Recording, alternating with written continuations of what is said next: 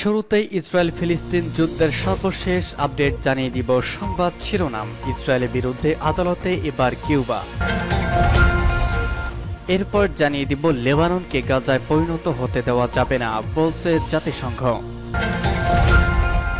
এরপর জানিয়ে দিব পাকিস্তানে বিস্ফোরণে 5 সেনা নিহত।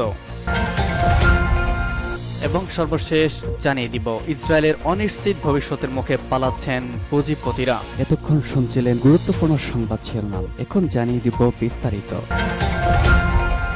ইসরায়েলের বিরুদ্ধে আদালতে এবার কিউবা।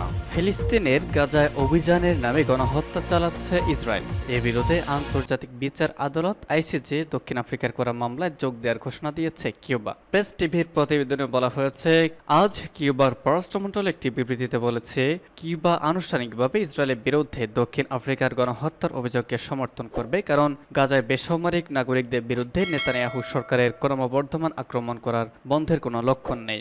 বিবৃতিতে আরও বলা হয়েছে, গণহত্যা, বর্ণবাদ, জোরপূর্বক বাস্তুচ্যুতি এবং নির্বিচারে শাস্তি আজকের বিশ্বে স্থান পেতে পারে না। আন্তর্জাতিক সম্প্রদায় সব সহ্য করতে পারে না। ফিলিস্তিনি জনগণের বিরুদ্ধে সংগঠিত গণহত্যা বন্ধ করতে বৈধ আন্তর্জাতিক প্রচেষ্টাকে যথাযথ সম্ভব সমর্থন করে দেশটি। তাই মামলায় অবদান রাখতে কিউবা অটল এবং টেকসই প্রতিশ্রুতি ব্যক্ত করছে। এর আগে নিকারাগুয়া, কলম্বিয়া, লিবিয়া, মালদ্বীপ, মিশর, আয়ারল্যান্ড, বেলজিয়াম, তুরস্ক ও চিলি ইসরায়েলের বিরুদ্ধে মামলায় অংশগ্রহণ করার ইচ্ছা পোষণ বা আনুষ্ঠানিকভাবে যোগ দেওয়ার ঘোষণা দিয়েছে। 2023 সালের ডিসেম্বরে দক্ষিণ আফ্রিকা ইসরায়েলের বিরুদ্ধে গণহত্যার মামলা দায়ের করেছে। দক্ষিণ আফ্রিকার আবেদনে বলা হয়েছে, গাজায় ইসরায়েলের কার্যক্রমে গণহত্যার আচরণ স্পষ্ট। তারা ফিলিস্তিনি জাতীয়তা, জাতিগত ও নৃতাত্ত্বিক গোষ্ঠীর একটি উল্লেখযোগ্য অংশকে ধ্বংস করার উদ্দেশ্যে হামলা করেছে। মামলার আবেদনে বিচারকদের কাছে আর্জি পেশ করা হয়েছে যে ইসরায়েল গাজার গণহত্যা করছে তা যেন ঘোষণা করা হয়। এর পরিপ্রেক্ষিতে গাজায় নির্বিচারে মানুষ হত্যা বন্ধে নেতানিয়াহু সরকারকে নির্দেশ দেওয়ার আবেদন করা হয়েছে। গেল বছরের 7 অক্টোবর ইসরায়েলের ভেতরে ঢুকে হামলা চালিয়ে ফিলিস্তিনি স্বাধীনতা গোষ্ঠীরা এতে এই পর্যন্ত প্রায় 1200 ইসরায়েলি নিহত হয়েছে। পাল্টা হামলা চালিয়ে 38,000-এর মতো ফিলিস্তিনিকে হত্যা করেছে ইসরায়েল। কিন্তু এর যুদ্ধে স্পষ্ট বা জয় পরাজয় নির্ধারণ হয়নি। ইসরায়েল গাজায় ঢুকে হামলা অব্যাহত রাখলেও ফিলিস্তিনি স্বাধীনতা যোদ্ধাদের পরাজিত করতে পারছে না। এ কারণে ইসরায়েলের ভেতরে চাপ পড়েছে নেতানিয়াহু সরকার। তবু হামলা দিন দিন আরও জোরদার করা হচ্ছে। লেবাননকে গাজায় পরিণত হতে দেওয়া যাবে না বলছে জাতিসংঘ। লেবাননকে আরও একটি গাজায় পরিণত হতে দেওয়া যাবে না বলে সতর্ক করেছেন জাতিসংঘের মহাসচিব অ্যান্তোনিও গুতেরেস। সাংবাদিকদের আজ সঙ্গে আলাপকালে কথা বলেছেন তিনি। এই সময় ইসরায়েল ও লেবানন হিজবুল্লাহর মধ্যকার ক্রমবর্ধমান উত্তেজনা বৃদ্ধি নিয়ে গভীরভাবে উদ্বেগ প্রকাশ করে গুতেরেস বলেছেন, এর পরিস্থিতি শান্ত করতে এবং ভুল গণনা রোধ করতে জাতিসংঘের শান্তিরক্ষীরা কাজ করছেন। ব্রিটিশ বার্তা সংস্থা রয়টার্স এই খবর জানিয়েছে। সাংবাদিকদের গুতেরেস বলেছেন, একটি তাড়াহুড়া করে নেওয়া পদক্ষেপ একটি ভুল গণনা, একটি বিপর্যয় ও আরও একটি বেসামাল করে তুলতে পারে, যা সীমান্তের বাইরে, সত্যি বলতে কি কল্পনার বাইরেও চলে যেতে পারে। এ সময় তিনি আরো বলেন, আসুন এ বিষয়টি পরিষ্কার করা যাক, এই অঞ্চলের জনগণ এবং বিশ্ববাসী লেবাননকে আরেকটি গাজায় পরিণত হতে দিতে পারে না।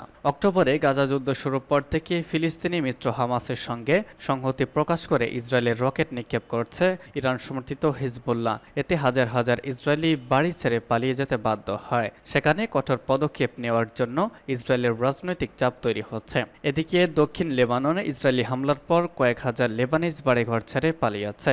জাতিসংঘে ইরানের মিশন শুক্রবার বলেছে, হিজবুল্লাহ নিজেকে এবং লেবাননে ইসরায়েলের বিরুদ্ধে আত্মরক্ষার ক্ষমতা রয়েছে। এ সময় তিনি সতর্ক করে বলেন, সম্ভবত এই অবৈধ শাসনের আত্মধ্বংসের সময় এসেছে। সামাজিক যোগাযোগ মাধ্যম এক্সে করে একটি পোস্টে ইরানের জাতিসংঘ মিশন বলছে, বাঁচাতে দখলদার ইসরায়েলি নিজেকে শাসনের যে কোনো বিবেকহীন সিদ্ধান্ত এই অঞ্চলকে একটি নতুন যুদ্ধে নিমজ্জিত করতে পারে। গুতেরেস বলেছেন, জাতিসংঘের শান্তিরক্ষীরা এই অঞ্চলে উত্তেজনা কমাতে এবং ভুল গণনা রোধে কাজ করছেন। তিনি বলেন, বিশ্বকে অবশ্যই জোর গলা এবং স্পষ্টভাবে বলতে হবে, অবিলম্বে সংঘাত কমানো কেবলই সম্ভব নয়, বরং এটি অপরিহার্য। এই সমস্যার কোনো সামরিক সমাধান নেই। পাকিস্তানে বিস্ফোরণের 5 সেনা নিহত।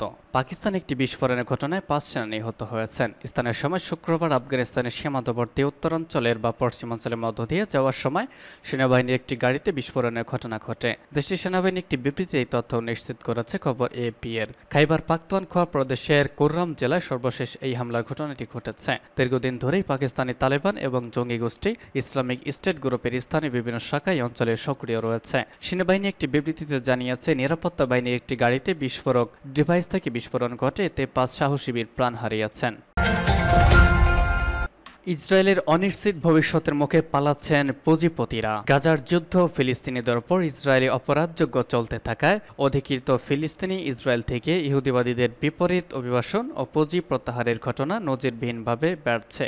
জানা গেছে 2023 সালে অধিকৃত অঞ্চল থেকে পুঁজি বিনিয়োগকারীদের পলায়নের চেষ্টা 232% বেড়েছে। বিগত বছরগুলোতে ইসরায়েল তার অপরাধযোগ্যের সাফাই দিয়ে আসার চেষ্টা করেছে, কিন্তু গাজার যুদ্ধে ইসরায়েলের আসল চেহারা পশ্চিমা নাগরিকদের কাছেও অতীতের তুলনায় অনেক বেশি স্পষ্ট করায় গত কয়েক দশকে এই প্রথমবারের মতো ইসরায়েল কোটিপতিদের জন্য দেশটি বা 10টি সর্বোচ্চ আকর্ষণীয় স্থান বা লক্ষ্যের তালিকা থেকে বাদ পড়েছে। বিজনেস ইনসাইডারের ওয়েবসাইটের বরাত দিয়ে পার্স টুডে জানিয়েছে 2023 সালে অধিকৃত অঞ্চল থেকে পুঁজি বিনিয়োগকারীদের পলায়নের চেষ্টা 232% বেড়েছে। এ প্রসঙ্গে হেনলি এন্ড পার্টনার্স কোম্পানি রিপোর্টে বলা হয়েছে, চলমান যুদ্ধ নিরাপদ স্থান হিসেবে ইহুদিবাদী ইসরায়েলের চিত্রকে যে শুধু ধ্বংসই করেছে তা নয়, একই সঙ্গে এই যুদ্ধ ইসরায়েলের অর্থনৈতিক সাফল্যগুলোর জন্য হুমকিতে পরিণত হয়েছে। অধিকৃত ফিলিস্তিনি ব্রিটিশ এই কোম্পানির ভোক্তাদেরই শীর্ষ স্থানীয় উপদেষ্টা ড্যানি মার্ক্রনি গাজায় জাতিগত শুদ্ধি অভিযান তথা গণহত্যা অভিযানের কারণে আন্তর্জাতিক অঙ্গনে ইসরায়েল দিনকে দিন বেশি নিঃসঙ্গ হচ্ছে বলে উল্লেখ করেছেন। তিনি বলেছেন, অব্যাহত যুদ্ধ সেসব ধনী বসতি স্থাপনকারী ইহুদিবাদীদের উদ্বেগকে তীব্রতর করেছে যাদের ব্যবসায়িক বা অন্য কোনো স্বার্থ রয়েছে ইসরায়েলের বাইরে, কারণ অব্যাহত যুদ্ধ তাদের এইসব স্বার্থকে বিপদের মুখোমুখি করেছে। গাজায় যুদ্ধ অব্যাহত থাকায় কোনো দেশ তেল আবিবের সঙ্গে কূটনৈতিক সম্পর্ক ছিন্ন করেছে, আর এই বিষয়টি ইসরায়েলি পাসপোর্ট নিয়ে সফর করাকে দিনকে দিন বেশি কঠিন ও বিপজ্জনক করে তুলেছে। ঠিক যেমনভাবে বর্তমানে নানা স্থানে যাতায়াত ও যোগাযোগ ইহুদিবাদীদের জন্য নিরাপদ বিপজ্জনক হয়ে উঠেছে। হেনলি অ্যান্ড পার্টনার্স কোম্পানির এই সিনিয়র উপদেষ্টা কোটিপতিদের জন্য বিশ্বের সবচেয়ে আকর্ষণীয় 10টি বড় স্থান বা লক্ষ্যের তালিকা থেকে ইসরায়েলের বাদ পড়ার ঘটনাকে ভূমিকম্প সমতুল্য ঘটনা বলে অভিহিত করেছেন।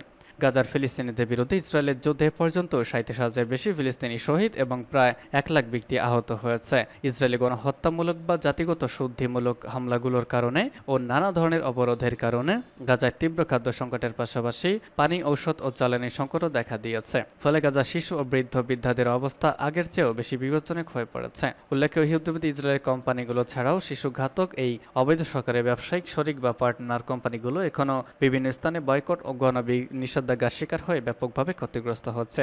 ইসরায়েলের প্রতীক পক্ষপাতের কারণে গুগলের মতো কোম্পানিকেও বর্জনে ডাক দিচ্ছেন ফিলিস্তিনের সমর্থকরা। ইসরায়েলগামী জাহাজ বা ইসরায়েলের সহযোগীদের জাহাজগুলো এখন লোহিত সাগর বা আশেপাশের অঞ্চল নিরাপদে চলাফেরা করতে পারছে না ইয়েমেনের সামরিক হামলা ও নিষেধাজ্ঞার কারণে। ফলে ইসরায়েলের সঙ্গে অর্থনৈতিক যোগাযোগ বা লেনদেন রক্ষা করাও বেশ ব্যয়বহুল ও বিপজ্জনক হয়ে পড়েছে। ইয়েমেনের সেনারা প্রায় ইসরায়েলগামী বা ইসরায়েলের সঙ্গে সম্পর্কিত বিভিন্ন জাহাজ হামলা চালিয়ে আসছে। ফলে আফ্রিকার উত্তমাশা অন্তরীপ ঘুরে ইসরায়েলের সঙ্গে যোগাযোগ রক্ষা করতে হচ্ছে ইসরায়েল সম্পর্কিত জাহাজগুলোকে, কিংবা আকাশপথে ইসরায়েলের সঙ্গে যোগাযোগ করতে হচ্ছে। আর এতে করে ইসরায়েলের সঙ্গে মালামাল আদান প্রদানের খরচ বেড়ে যাচ্ছে বহুগুণ। ইসরায়েলি হাইফা ও ইলিয়ট বন্দরে প্রায় আঘাত হানছে ইরাক ও ইয়েমেনের প্রতিরোধ যোদ্ধারা। ফলে ইসরায়েল ক্রমেই তার বাণিজ্য শরিক ও বাণিজ্য যোগাযোগের সুযোগ সুবিধাগুলো হারাচ্ছে।